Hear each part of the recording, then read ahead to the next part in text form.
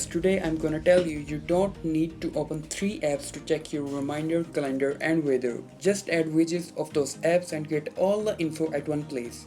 For this, swipe to your left. Now click on the edit option. Now here you can see all the widgets of the apps. You can add the widgets by clicking on the plus symbol. Now add some more widgets. Notes, screen time reminders. Now you can see the widgets has been added. If you want to remove any widget, just simply click on the minus symbol and click on remove. It will remove the widget from the screen. Click on done. Now you can see all the apps widgets are available here.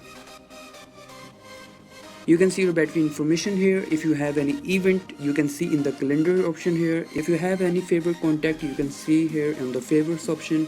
If you have notes, you can see notes. You can even see my notes in here. You can see the screen time here. That's how you add the widgets and get all the information at one place. If you like this video, thumbs up, comment and subscribe the channel and hit the bell icon to get more updates.